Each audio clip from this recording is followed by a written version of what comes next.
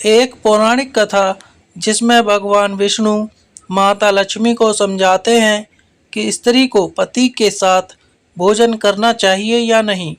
चलिए कथा शुरू करते हैं। बैकुंठ लोक की स्वर्णिम आभा चारों ओर फैली हुई थी। देव गंधर्व की मधुर वाणी और वीणा की सुर लहरियों के बीच भगवान श्री हरि विष्णु अपने शेषनाग सैया पर विश्राम कर रहे थे। माता लक्ष्मी अपने कर कलमों से उनके चरण दबा रही थीं। वे शांत दिख रही थीं, लेकिन उनके मुख पर विचारों की रेखाएं स्पष्ट थीं।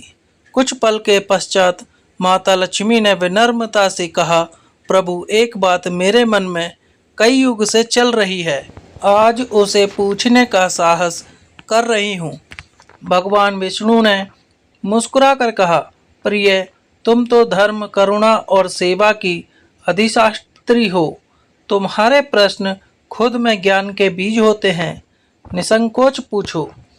लक्ष्मी जी ने कहा, नाथ, मैंने पृथ्वी पर देखा है कि कुछ स्त्रियां पति के साथ भोजन करती हैं, कुछ उनके बाद करती हैं और कुछ तो उपवास रखती हैं जब तक पति न खा ले। लेकिन धर्म के अनुसार सही क्या है? क्या स्त्री को अपने पति के साथ भोजन करना चाहिए या नहीं? भगवान विष्णु गंभीर हो गए। उनके नेत्रों में दूरदृष्टि की झलक थी। उन्होंने कहा, हे देवी, यह प्रश्न केवल भोजन का नहीं है, यह तो पति पत्नी के बीच धर्म, समर्पण और संभव का है। गृहस्थ जीवन की नींव केवल दाम्पत्य पर ही नहीं, अपितु आपसी सम्मान और सामंजस्य पर टिकी होती है। जब पति और पत्नी साथ बैठकर भोजन करते हैं तो उसमें केवल अन्न का सेवन नहीं होता, बल्कि उसमें प्रेम, करुणा, सहस्तित्व और सामंजस्य का आदान प्रदान होता है। लक्ष्मी जी ने पूछा, लेकिन प्रभु, कुछ शास्त्रों में तो स्त्री को पहले न खाने की सलाह दी गई है। हे प्रभु, वह स्थिति उन कालों में वर्णित है जब पति काम करके घर लौटे और पत्नी प्रेम पूर्वक परोस कर उनकी सेवा करे। परंतु योग बदलते हैं, स्थितियां बदलती हैं, धर्म का सार सदा एक ही रहता है, एक दूसरे के आत्मसम्मान का आदर। यदि पत्नी और पति साथ बैठकर श्रद्धा और प्रेम से भोजन करें तो वह भोजन प्रसाद बन जाता है। वह केवल शरीर का पोषण नहीं करता, बल्कि आत्मा को भी संतोष प्रदान करता है।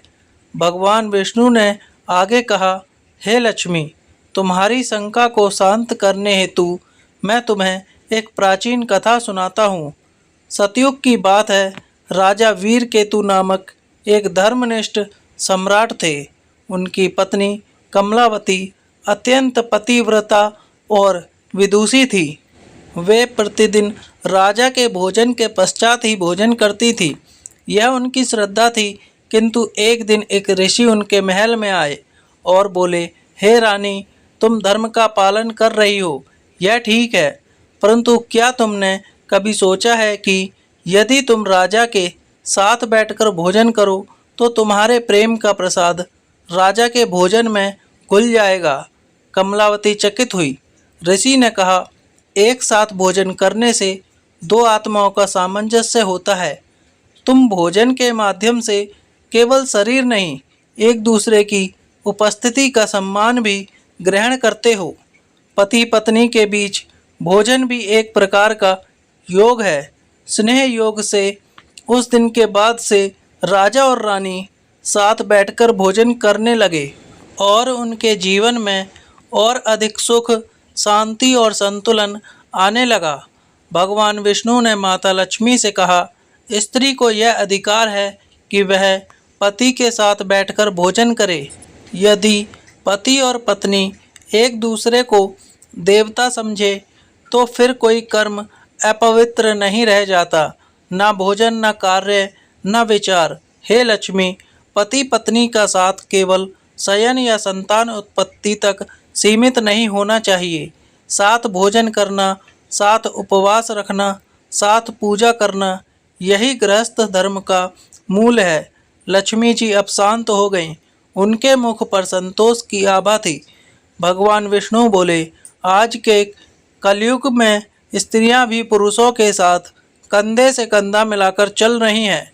ऐसे में यदि पति पत्नी को साथ बैठकर भोजन नहीं कराता या पत्नी स्वामी अलग खा लेती है तो वह प्रेम का अवसर खो देती है।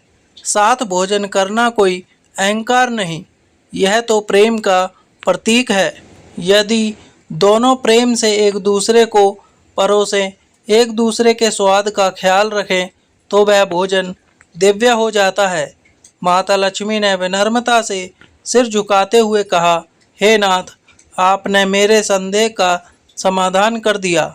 अब मैं पृथ्वी लोक की स्त्रियों को यह संदेश दूंगी कि धर्म वही है जिसमें प्रेम हो, समानता हो, श्रद्धा हो। यदि पति पत्नी साथ बैठकर भोजन करे तो वह अन्न नहीं अमृत बन जाता है। भगवान विष्णु मुस्कुराए और बोले, सही कहा देवी, धर्म वही है जो युगानुसार परिवर्तन को स्वीकार करे किंतु मूल भाव को अक्षुण्ण रखे, और वह मूल भाव है प्रेम। पौराणिक दृष्टिकोण से देखा जाए तो स्त्री का पति के साथ भोजन करना कोई अधर्म नहीं, अपितु यह एक पवित्र क्रम है जिसमें समर्पण, सेवा, प्रेम और समानता के भाव समाहित होते हैं। धर्म किसी परंपरा में बंधा नहीं बल्कि व्यवहार और भावना में रचा बसा होता है। वीडियो अगर पसंद आया हो तो वीडियो को लाइक और हमारे चैनल को सब्सक्राइब करें और अपने दोस्तों के साथ शेयर करें। कमेंट बॉक्स में जय लक्ष्मी माता अवश्य लिखें। धन्यवाद।